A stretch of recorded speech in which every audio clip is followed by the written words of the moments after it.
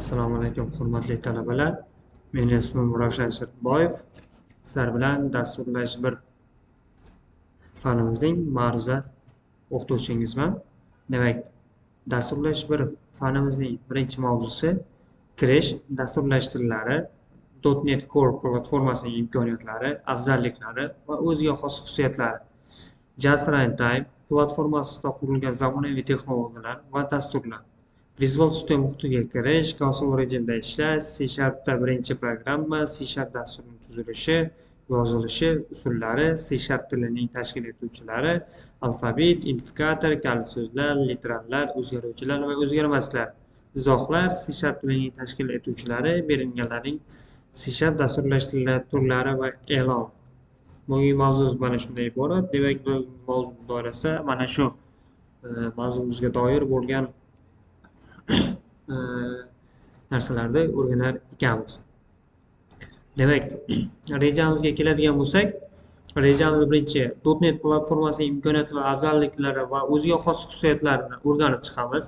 Undan keyin Just Time platforma asosida qurilgan zamonaviy texnologiya va dasturlar, identifikatorlar, o'zgaruvchilar, literallar, berilganlarning C# dasturlash tilida turlari va e'loni va turini boshqa turga keltirish qoidalarini demak bugungi mavzu doiramizda ko'rib chiqamiz. Demak, bizlar .NET Core platformasi imkoniyati, afzalliklari va o'ziga xos xususiyatlarini gaplashadigan bo'lsak, o'zi .NET Core bu Microsoft va GitHubda .NET hamjamiyati tomonidan qo'llab-quvvatlanadigan ochiq manbali umum maqsadlar dasturlash uchun klass platforma hisoblanadi.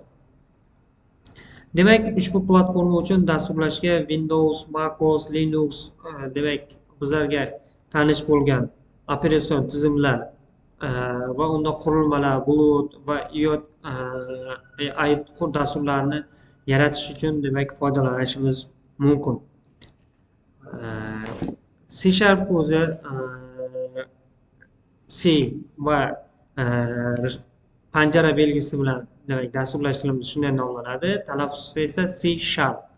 Demak, bu dasturlash tili 2000-yillarda Microsoft tomonidan .NET tashabbusi doirasida ishlab chiqilgan va u keyinchalik ECMA tomonidan mana shunday va ISO tomonidan ko'rib turgan raqamdagi xalqaro standart sertifikatlariga ega bo'lgan platforma hisoblanadi. Demak, .NET avvallari .NET Core deb atalardi, hozirda esa faqat shunchaki .NET deb atasak bo'ladi. Modulli ochiq qo'lli dasturiy ta'minot ishlab chiqish platformasi. Demak, bunda bizlar dasturlar ishlab chiqish, dasturlar yozish va uni hayotga tatbiq qilish bilan shug'ullanar ekanmiz. Demak, u Windows, Linux va MacOS kabi operatsion tizimlarga mos keladi. U Microsoft tomonidan ishlab chiqilgan. .NET Core .NET frameworkga asoslangan. .NET Core platformasi undan modulligi, o'zaro faoliyat platformasi, bulutli texnologiyalardan foydalanish imkoniyatlari va CoreFX kutubxonasi bilan Core Seller ish vaqti o'rtasida farq borligi bilan farq qiladi. Demak, .NET Core bu modulli platforma. Uning har bir komponenti NuGet paket menejeri orqali yangilanadi. Hali bizlar NuGet paketlarni ishlashlarni dars davomimizda ko'rib chiqamiz va uning aynan nimaligini ko'rib chiqamiz. Demak, bu modullar nima ekanligini. Demak, uning modullari alohida yangilanishi mumkin. .NET framework esa butunlay yangilanadi. Demak, bizlarda modullar alohida modullar yangilanishi mumkin, lekin .NET framework esa butunlay qaytadan yangilanadi. Demak, har bir ilova turi modullar bilan ishlashi mumkin va bitta platforma yangilanishga bog'liq emas. Demak, CoreFX bu .NET Core ga o'rnatilgan kutubxona. Uning tarkibiy qismlari orasida System Collection, System IO, System XML kutubxonalari mavjud. Bu System Collection, System IO, System XML bularning hammasi kutubxonalar haqida bizlar hali dars davomimizda tanishib boramiz. Demak, Core Seller bu JIT kompilyatori hisoblanadi. O'rnatilgan axlat yig'uvchi va boshqa komponentlarni o'z ichiga olgan ish vaqti muhitidir. Bu haqida ham darslar davomida batafsil gaplashib boramiz. Demak, C# bilan boshlashning eng oson usullari bu IDE dan foydalanish. Kodni tahrirlash va kompilatsiya qilish uchun IDE, ya'ni Integrated Development Environment ishlatiladi. O'quv qo'llanmamizda biz Visual Studio Community'dan foydalanamiz. Demak, bizlarda muharrir sifatida Visual Studio Community'dan foydalanamiz. Bu bizlarga nimaga aynan community? Bu tekin platforma, ishlash ancha oson. Talabalarga demak boshlang'ich bilimlar berish uchun demak communitydan foydalanishimiz qulay ekan.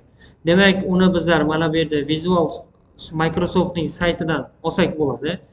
Bu to'liq manzil Visual Studio Community'ni yuklab olish uchun. Demak, C# da yozilgan dasturlar .NET Framework'da ishlatiladi. Uning uchun dastur ramka va til sifatida Microsoft tomonidan yaratilgan Visual Studio dasturidan foydalanish mantiqan to'g'ri keladi. Demak, bu cross platforma deb aytdik. Demak, o'zi .NET ichida faqat C#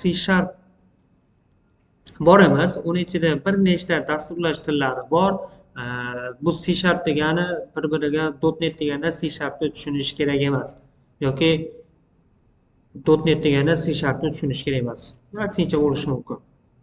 Bu ikkalasi ikki xil tushuncha. Demak, .NET Framework'da ishlaydigan Microsoft tomonidan yaratilgan obyektga yo'naltirilgan dasturlash tili C# C oilasidan kelib chiqqan ekan. Demak, bu C dan kelib chiqqan o'ylasa, bildik C oilasiga mansubligini. C# o'z-o'zidan bu til C va Java singari mashhur tillarga o'xshash. Ikkalasi obyektga yo'naltirilgan dasturlash va sintakslari bir xil hisoblasak bo'ladi. Demak, birinchi versiyasi C# 2002-yilda chiqarilgan, oxirgi versiyasi 2004-yilda C# 9 chiqarib boshlangan. Demak, C# qayerda ishlatiladi?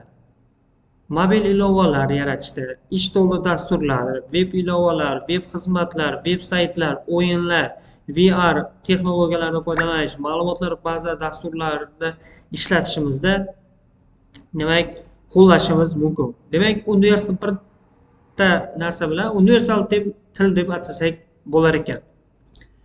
Demak, bu yerda versiyalar ko'rsatib o'tilgan, ular qachon qo'llab-quvvatlashlar tugatilganligi ko'rsatib o'tilgan. Bu yerda faqat hozir .NET 6 gacha ko'rsatilgan. Demak, boya aytganimizdek Visual Studio'ni bizlar visualstudio.microsoft.com/vc/community saytidan to'g'ridan-to'g'ri bizlar Visual Studio'ni yuklab olsak bo'lar ekan. Va uni bizlar amaliy darslarimizda qo'llashlarni, qanday ishlatishlarini batafsil ko'rib chiqamiz.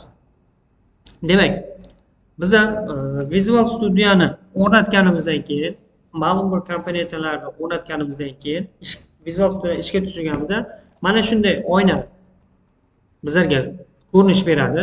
Bu yerda biz ma'lum vaqtda ishlagan proyektlarimiz, loyihalarimiz, dasturlarimiz bu tomonda qayerdadir ochishi yoki bir qandaydir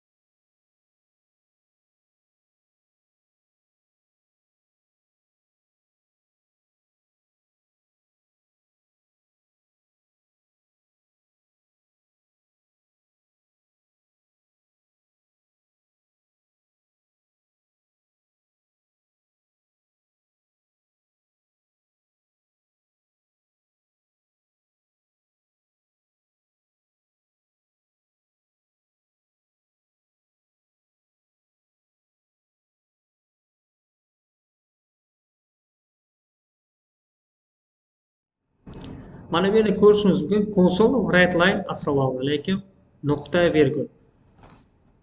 Bu nima degani? Console'ga write o'zi inglizcha so'z line va chiqarmoq, yozmoq degan ma'noni tushunishimiz mumkin. Write yozmoq, line satr. Demak, satrga ekranga chiqarish uchun assalomu alaykum degan so'zdan keyin nuqta virgul qo'yadi. Agar bizlar nuqta virgul qo'ymasak, bu amalimiz noto'g'ri, ya'ni sintaksiz xatolik yuzaga keladi. Demak, ushbu satr console write uslubni chiqarishni ifodalaydi. Bu satr console'ga bosib chiqaradi. Bunday holda usul chaqiruvi ko'rsatma bo'lib, shuning uchun nuqta virgul bilan tugaydi. Mana bu yerda mana ikkita amalimiz bor. Assalomu alaykum, xush kelibsiz Uzmu JFga. Hammasini amallarimizning oxirida nuqta virgul qo'yilar ekan. Demak, ushbu kod blokda console'ga ma'lum bir qatorni bosib chiqaradigan ikkita ko'rsatma mavjud. Ba'zi kod bloklari boshqa bloklarni o'z ichiga olishi mumkin. Mana bu yerda ham blokimiz bor. Bu blok degani mana bu ikkita figurali qaus ichida yoziladi bloklar. Mana bu yerda ham figurali qaus. Har bir blokdan keyin nima qilyapmiz? Biz nuqta virgul qilyapmiz. Bu boyagi amal bilan bir xil amalga oshiriladi. Chunki qo'shimcha narsa bloklarning ichida hech narsa qo'shimcha qilinmagan. Demak, main usuli. Biz aytdik, hamma dastur kodimizda main metodining ichiga yoki funksiyasi usuli deb tarjima qilsak bo'ladi. Main usulining ichiga yozar ekanmiz. Main bu asosiy hamma dasturlarimiz kodi mana shu yerdan boshlab ishlar ekan. Demak, C# dasturiga kirish nuqtasi main usuli hisoblanadi. Masalan, Visual Studio dasturida console dasturi loyihasini yaratishda quyidagi asosiy usul yaratiladi. Mana bu yerda klass amaliy matematika, demak bu umumiy sinfimizning nomi. Sinflar haqida batafsil hali darslarimiz davomida o'rganib ketamiz. Bizlar hozir main kutubxonasini ko'ryapmiz. Demak, main kutubxonasining ichida bu yerda bajariladigan ko'rsatmalar ketadi. Ya'ni bu yerda qandaydir qo'shish amali yoki chiqarish amali yoki ko'paytirish amali bajarilishi mumkin ekan. Mana bu ikkitalik belgini ham hali ikkita slash belgisini ham ko'rib o'tamiz. Ikkita yotiq chiziqlarda bu kommentariya, ya'ni izoh yozish amali. Bularni ham hali batafsil gaplashib o'tamiz. Boya aytganimizdek, main usuli amaliy matematika sinfida joylashgan. Boya aytganimizdek, mana klass amaliy matematika. Demak, mainimiz qaysi blokning ichida turgan ekan? Static void main bu amaliy matematikaning blokiga tegishli. O'zi mana bu yerda ikkita figurali qaus bor. Jingalak qaus. Bu katta blok hisoblanadi. Bu ochilishi, bu yopilishi. Uning ichiga esa static void main, yana uning ichida esa yana bitta jingalak qaus qo'yilyapti. Lekin main usuli console dasturining zaruriy qismidir. Agar biz uning nomini o'zgartirsak, u holda dastur ishlamaydi. Aslida ham sinf ham usul ham bir xil kod blokini ifodalaydi. Usul bloki sinf blokiga joylashtirilgan. Main usuli blok ichida dasturga bajarilgan ko'rsatmalar mavjud. Mana umumiy dastur kodimiz. Mana bu yerda birinchi umumiy proyektimizning nomi dastur kodi. Demak, class program, sinfimizning nomi program degan sinf, uning ichida main degan usul mavjud. Demak, biz mainni boshqa bir ali, vali yoki ixtiyoriy bitta nomga o'zgartiradigan bo'lsak, dasturimiz ishlamay qolar ekan. Bu asosiy kutubxona. Buning nomi o'zgarishi kerak emas. Boya aytdik, ikkita yotiq chiziqlar haqida gaplashamiz dedik. Demak, izohlar sharh dasturi kodining muhim qismidir. Ular aslida dasturning bir qismi emas, kompilyatsiya payti ularga e'tibor berilmaydi.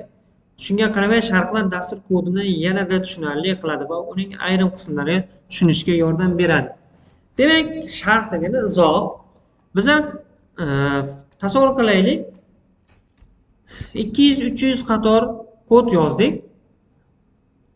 va uni keyingi safar yana bir ishga tushirganimizda nimanidir o'zgartirishimiz kerak. O'sha narsalarda chalkashmovchilik yoki anglashmovchilik yuzaga kelmasligi uchun bizlar izohlardan foydalanishimiz kerak. Izohlar, ya'ni qaysi kodimiz qaysi jarayonda nima vazifa bajarayotganini yozib ketish. Bu sharh berib ketishimiz demak bizlarga ma'qul ekan. Demak, sharhlar ikki turga bo'linadi: bir qatorli va ikki qatorli, ko'p qatorli sharhlar. Demak, bir qatorli sharh yozmoqchi bo'lsak, bizlar mana bunday ikkita yopiq chiziqdan foydalanishimiz kerak. Yoki ko'p satrli sharh yozishimiz uchun esa yopiq chiziq, yulduzcha yopiq chiziqdan foydalanishimiz kerak ekan. U bir nechta xatolarni qamrab olishi mumkin. Demak, misollar ko'ramiz. Mana bu yerda bu ko'p qatorli sharh. Foydalanuvchi ism va kursini so'raydi va uni konsulga bosib chiqaradigan dastur. Mana bu yerda ikki qator. Demak, bu ko'p satrli izoh hisoblanyapti. Shuning uchun biz slash yulduzcha slashdan foydalanyapmiz. Va shu ikkita amalni ichiga demak yozuvimiz yozilyapti. Bir qatorli izohimizda esa mana shunday ikkita slash, ya'ni main usuli dasturning boshlanish nuqtasi degan yozuv chiqarilyapti. Demak, bu bir satrli izoh hisoblanadi. Masalan, bu yerda konsulni kirityapmiz, masalan, ismni kiritish. Mana shunday izohlar keltirish bizga dastur kodimizda keyinchalik foydalanishda yoki boshqa bir dasturchi foydalanayotganda tushunishga qulay bo'lish uchun kerak hisoblanadi. Bu narsalar kompilyatsiya qilganda hech qanday kompilyator buni o'qimaydi, sharh deb qarab ketiladi. U hech qanday amal bajarmaydi. Faqat bu dasturni ochganda o'zimiz dasturni tushunishimiz uchun kerak bo'ladi. Demak, identifikatorlarga keladigan bo'lsak, identifikatorlar bu usulga o'zgaruvchiga yoki foydalanuvchi tomonidan belgilangan boshqa har qanday elementiga beriladigan ism identifikatorlar. Ya'ni ixtiyoriy bitta narsani nomlash. Identifikatorlar bir yoki bir nechta belgidan iborat bo'lishi mumkin. O'zgaruvchi nomlar alfabetning har qanday harfida yoki pastki chiziq bilan boshlanishi mumkin. Uning oxirida xat, raqam yoki pastki chiziq chizilgan bo'lishi mumkin. Pastki chiziq belgisidan foydalanish o'zgaruvchi nomining o'qilishi, yaxshilanishi, masalan, line count, ya'ni satr, count sanov. Ammo ketma-ket ikkita pastki chiziqni o'z ichiga olgan identifikatorlar, masalan, max value compilator. Mana shunday, demak, bular hech qanday hozir nom, xuddi tasavvur qiling, bizlarda avtomobillarda hammasini nom bilan chaqiramiz. Nexia yoki Lacetti. O'shanday ularga bizlar nom beramiz yoki odamlarga. Odamlarning hammasi ko'rinishi bir xil, lekin uni Ali, Vali, G'ani, Solih deb chaqiramiz. Bu o'sha odamlarni aynan o'sha odamga borish uchun yoki o'sha odamni chaqirganligini bilish uchun kerak bo'ladi. C# da harfida katta va kichik harflar ajratilgan. Masalan, mana bu yerda ko'rib turibmiz. Bu ikkalasi my var va mana bunday yozaylik. Bitta o'zgaruvchini Ali, ikkinchisini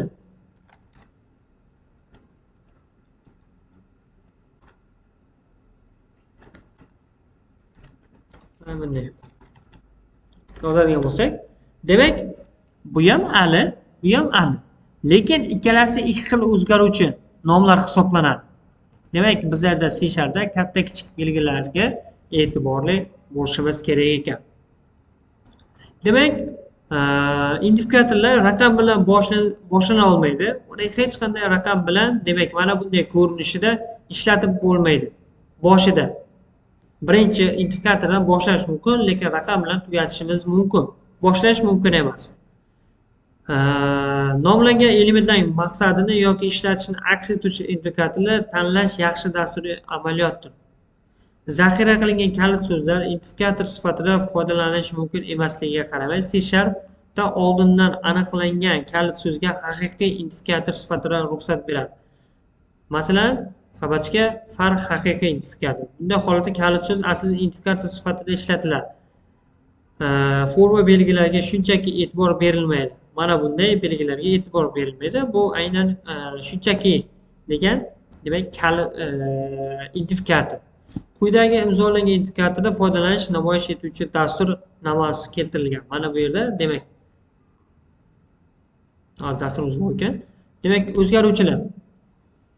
O'zgaruvchilarga keladigan bo'lsak, C# o'zgaruvchilar dasturda ma'lumotni saqlash uchun ishlatiladi. Demak, o'zgaruvchi ma'lum bir turdagi qiymatni saqlaydigan xotirani nomlangan maydonni aks ettiradi. O'zgaruvchining turi, nomi va qiymati mavjud bo'ladi. Demak, turi o'zgaruvchining qanday ma'lumotni saqlash mumkinligini aniqlaydi. Demak, bizlar o'zgaruvchilar bu qandaydir turiga ega bo'ladi. Bizlar matematikada bilganimizdek, haqiqiy o'zgaruvchi yoki butun o'zgaruvchi yoki mantiqiy o'zgaruvchilarga bo'lamiz. Xuddi dasturlashtiriladi, mana shunday o'zgaruvchilarni o'shanday turlarga bo'lamiz. Demak, o'zgaruvchini aniqlash uchun sintaksiz birinchi turi ko'rsatiladi, keyin va o'zgaruvchilarning nomi ko'rsatilishi kerak. Demak, avval o'zgaruvchining turi, so'ngra uning nomi keladi. Quyidagi talablarga javob beradigan har qanday o'zgaruvchi nomi o'zgaruvchiga nom sifatida ishlatilishi mumkin. Demak, nom har qanday raqamlarni, harflarni va pastki chiziqlarni o'z ichiga olishi mumkin. Nomdagi birinchi belgi harf yoki pastki chiziqda bo'lishi kerak. Boya aytganimizdek, nomdagi faqat bitta holat bor, nomdan oldin raqam bilan boshlab bo'lmaydi. Boshqa holatlarda pastki chiziq yoki harflar bilan boshlashimiz mumkin. Demak, C# kalit so'zi bo'lishi mumkin emas. Bunday so'zlar unchalik ko'p emas. Visual Studioda ishlashda rivojlanish muhiti kalit so'zlarni ko'k rangda ta'kidlaydi. Ya'ni ko'rsatadi. O'zi C# dasturida ishlatganimizda, masalan, kalit so'zlar int yoki double, string yoki bir qandaydir kalit dasturlashni o'ziga tegishli bo'lgan so'zlardan foydalana olmas ekanmiz. Bular kalit so'zlar deyiladi. Ya'ni u bizlar kalit so'zni yozib qo'ysak, uni o'zgaruvchini nomi emas, shunchaki qandaydir kalit deb qarashi mumkin. Demak, mana bu yerda shunchaki string name. Bu demak o'zgaruvchining turi, bu esa o'zgaruvchining nomi. Nom deb inglizchada tarjima qiladigan bo'lsak, nom degan o'zgaruvchi. Bizlar hali o'zgaruvchilarni qanaqa turlari mavjudligi, qanaqa nomlanishi haqida gaplashamiz. Bunday holda o'zgaruvchi nomini aniqladi. Bu tipdagi string, ya'ni o'zgaruvchi qatorni ifodalaydi. Ya'ni qatorlar degani, masalan, ali deb o'zgaruvchiga qiymat bersak bo'ladi. Unga string tipidagi hech qanday raqamlarni yozib qo'yadi. Demak, o'zgaruvchilarning ta'rifi ko'rsatma bo'lgani uchun undan keyingi nuqta virgul yoziladi. Demak, bizlar o'zgaruvchi tipi, o'zgaruvchi nomi qo'yganimizdan keyin har doim nuqta virgul bilan ajratishimiz kerak ekan. Demak, mana bu yerda ko'rishimiz mumkin. O'zgaruvchining nomi, o'zgaruvchining turi, o'zgaruvchining nomi va o'zgaruvchining qiymati va nuqta virgul. Endi bu nima vazifani bajaradi? String tipida qator sifatida name degan o'zgaruvchi olyapti va uning ichiga Oybek degan qiymat olyapti. Mana bizlar ekranga chiqarmoqchi bo'lsak, name de o'zini bizlarda birinchi Oybek, keyin mana bu yerda Akmal degan qiymat qabul qilyapti ekan. Demak, endi biz literallar haqida gaplashamiz. Literallar o'zgarmas qiymatlarni ifodalaydi. Demak, ba'zan ularni doimiy deb ham atashimiz mumkin ekan. Doimiylar, konstantalar. Demak, literallar qiymat sifatida o'zgaruvchilarga berilishi mumkin. Literallar mantiqiy, butun, haqiqiy, belgi va kichik harflar bo'lishi ham. Demak, literallar bu o'zgarmas qiymatni ifodalaydi. Ba'zan ularni doimiy deb ham ataymiz. Demak, literallar qiymat sifatida o'zgaruvchilarga berilishi ham mumkin ekan. Literallar mantiqiy, butun, haqiqiy, belgi va kichik harflar bo'lishi ham mumkin. Demak, alohida literallar nul kalit so'zi anglatadi, ya'ni bo'sh degan ma'noni anglatadi. Demak, mantiqiy literallar qanday?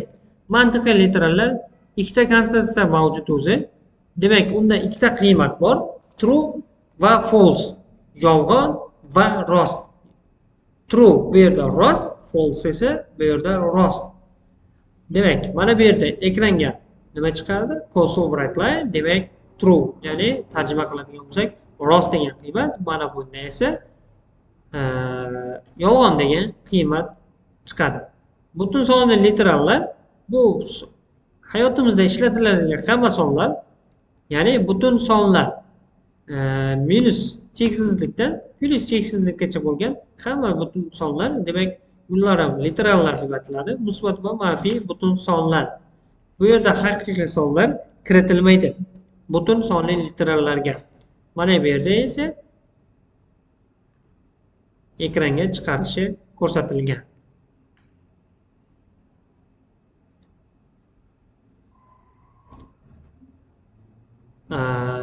Yana bitta narsa, ikkilik raqamlardan oldin 0 b belgisi qo'yiladi. So'ngra nollar va birliklar to'plami qo'yiladi. Bundan keyin 0 b qo'yganimizdan keyin ikkilik sondagi sanoqlar chiqishi mumkin ekan. Masalan, 0 11, demak ikkilik sanoqdan boshqa o'nlik sanoqqa o'tadigan bo'lsak, 11 3 degani 1 0 11 esa bu 11 sonini beradi. Mana bu yerda esa 1 4 0 1 esa bu 33 sonini beradi. Demak, bu ikkilik sanoq sistemasida dasturimiz to'g'ridan to'g'ri o'nlik sanoq sistemasiga o'tib, demak natijani bizlarga qaytarayotgan ekan.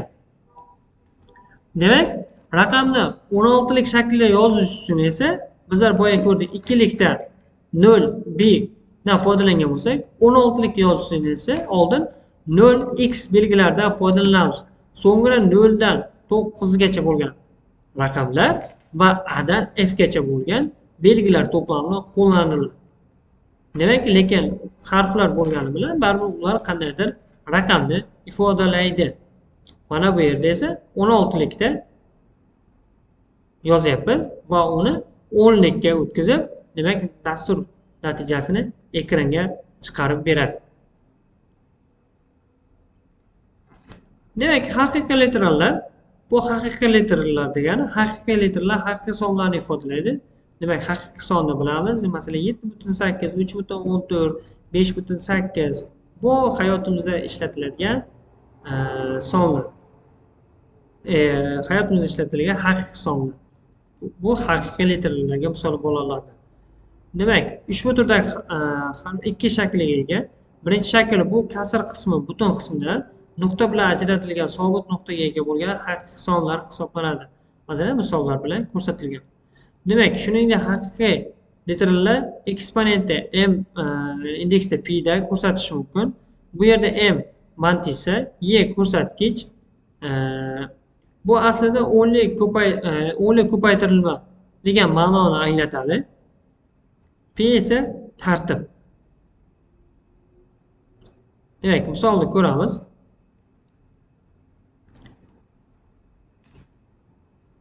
Boyagi misolimizda aytganimizdek y ko'rsatilyapti. Mana bu matisani ko'rsatamiz. Daraja bilan chalkashlashingiz mumkin. 3.2 y qo'shilgan 3. Natija bizda 3 ning 10-darajasi va 3 ning 10 ning 3-darajasi hisoblanadi. Mana bu yerga ko'rsatilgan. Ya'ni natija 3200.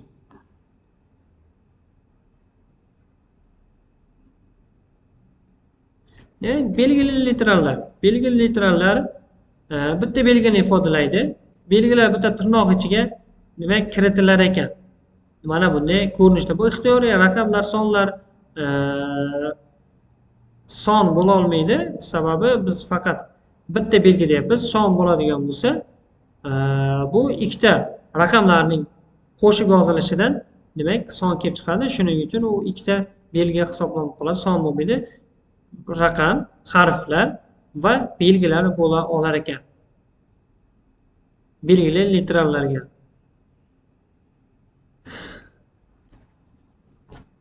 Mana bu yerda bizlarda yana bitta ko'rishimiz. Demak, endi bizlar belgilarni ko'rishimiz uchun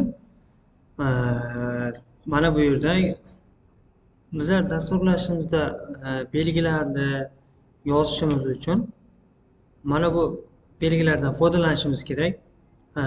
Oddiygina single outni chiqarmoqchi bo'lsak, mana tepaga qarab o'ning tepasini chiqarmoqchi bo'lsak, mana bu ko'rinishda demak apostrof chiqarishimiz uchun demak mana shunday belgidan foydalanishimiz kerak. Yoki oddiygina ekranga yoki biron bir joyga so'roq belgisini chiqarmoqchi bo'lsa esa mana bu question markdan foydalanishimiz kerak ekan.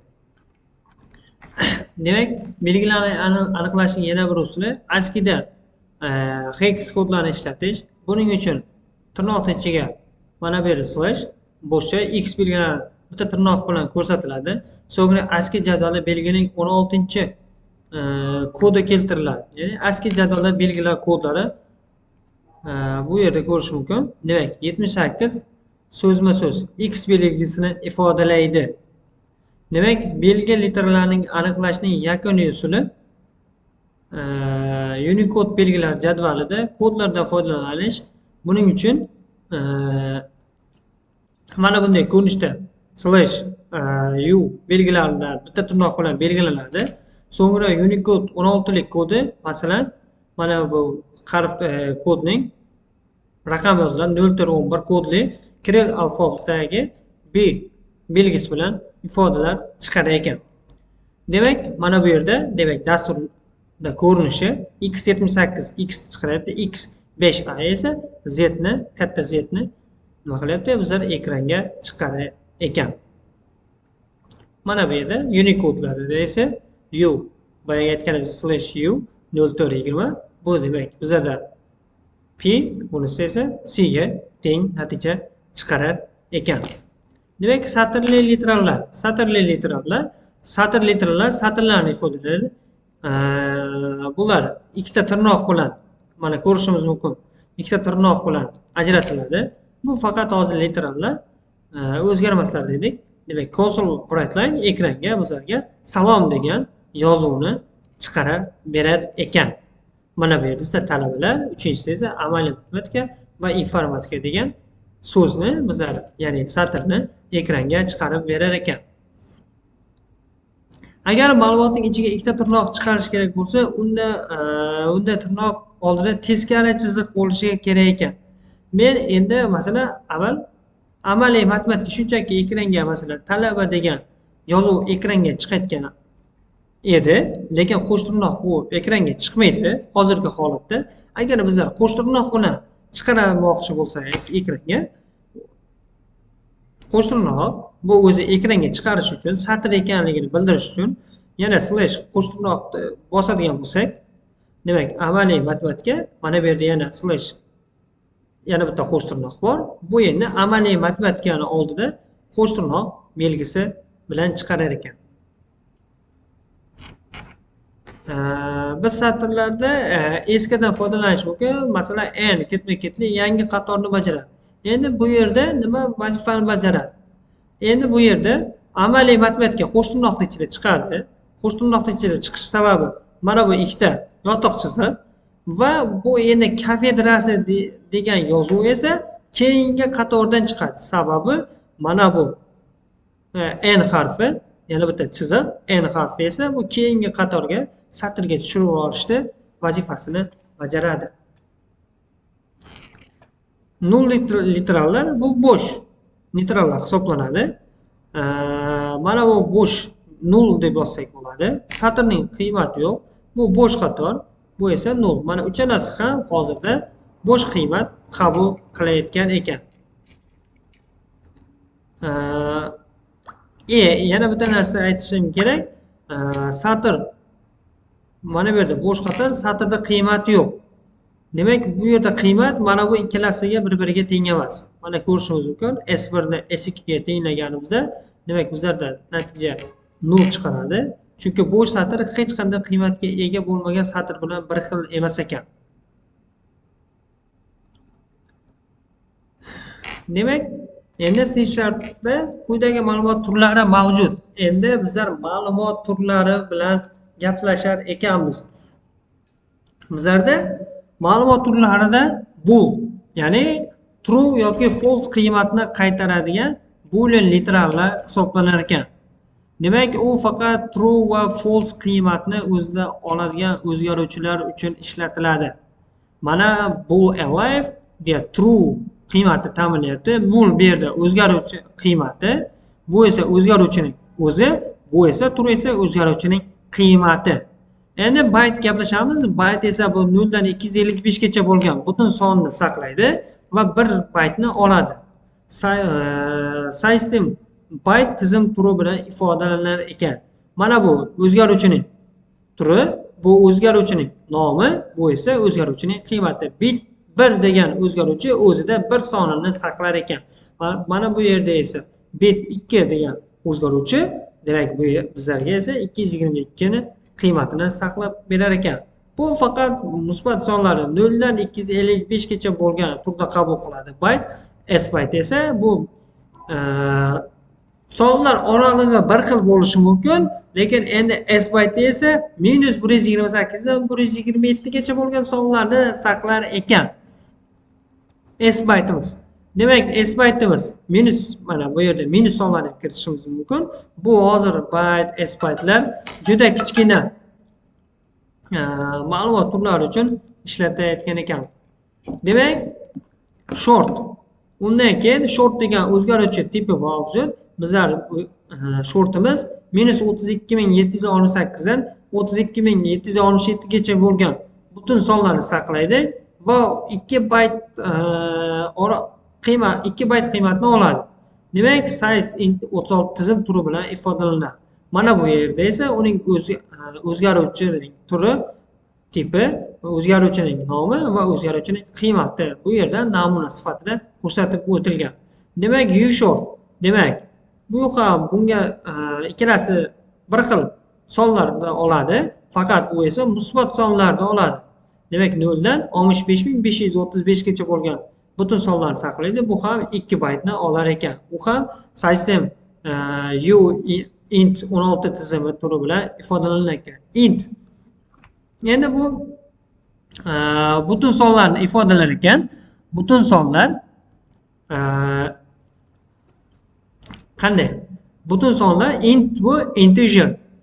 Ingliz tilida integer butun degan so'zning qisqartmasidan olingan. 2,147,487,648 dan yana shuni plyusgacha bo'lgan, ya'ni bitta kam plyusgacha bo'lgan sonlarni oladi. Bu 4 byte oladi. Bu int 32 tizim turi bilan ifodalanar ekan.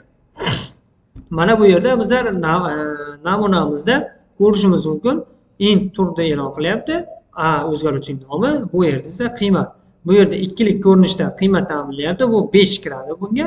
Bunda esa 16 lik formatda, demak, nima qilayotgan ekan? Saqlayotgan ekan. Unit bu faqat endi musbatlarni qabul qilish uchun ishlatilyapti bu yerda. Bunda ham mana bu yerda namunasini ko'rishimiz mumkin. Endi bizlarda log.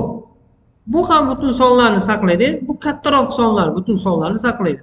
Mana bu yerda ko'rganimizda intimiz 2 milliarddan 2,147,483,648 dan qanchadir shuning musbatigacha, bitta kam musbatigacha saqlayotgan. Endi buni ko'rishimiz mumkin, undan ancha kattaroq bo'lgan sonlarni o'ziga qabul qilyapti. Ya'ni bizlar 4 byte edi bu, bunisi esa 8 byte. 4 byteimiz har doim 8 bytedan kichkina bo'lgan. Demak, demak 8 bayt ma'lumot qabul qilgandan keyin buning qiymati demak kattaroq hisoblanar ekan. Yulong 0 Yulong demak bu 0 dan 18 gacha bo'lgan butun sonni saqlaydi. U ham mana shuncha ma'lumotni va 8 baytni nima qilar ekan? O'zida saqlar ekan. Float bu haqiqiy sonlar uchun ishlatiladi. Biz haqiqiy sonlar bu yerda suzuvchi nuqta deyapti, ya'ni vergul ko'rinishidagi sonlar. Buning oralig'i 3.4 10 usti 38 dan 3 minusidan plyusigacha bo'lgan 4 baytni oladi. Demak, system single tizim turi bilan ifodalanadi. Double esa haqiqiy sonlarni ifodalaydi. Plyus minus 5 10 usti minus 327 dan demak 1.17 plyus minusdan 10 darajasi 308 gacha bo'lgan 8 baytni egallaydi. Bu ham system double tizim turi bilan ifodalanadi. Endi bizda desimal o'nli kasr sonlarni ifodalash uchun ishlatiladi. Demak, kasrsiz ishlatilsa mana bunday ko'rinishda bo'ladi. Qiymatgacha bo'lgan qiymatlarni egallaydi. 28 ta o'nli kasrni saqlash mumkin va 16 baytni oladi. Demak, system desimal tizim turi bilan ifodalaydi. Char, endi bu char bizlarda bitta Unicode belgisini saqlaydi va 2 baytni oladi. System char tizim turi ifodalash tizimi turi bilan ifodalanadi. Belgilar literallarni ushbu turga mos keladi. Demak, mana bu turda e'lon qilamiz char. Bu o'zgaruvchining nomi. Demak, bizlar aytdik, charlarni bitta tirnoqning ichiga olamiz. Demak, bu bitta o'zgaruvchi sifatida qaralyapti. Mana bu yerda ASCII kodi bilan ko'rsatilyapti. Bu yerda esa Unicode ko'rinyapti. Bunda ham bitta belgi mavjud. Qaysidir bitta belgini olib ko'rsatadi. Masalan, D, A, F, masalan, ixtiyoriy bitta nuqta bo'lishi mumkin, belgili bo'lishi mumkin.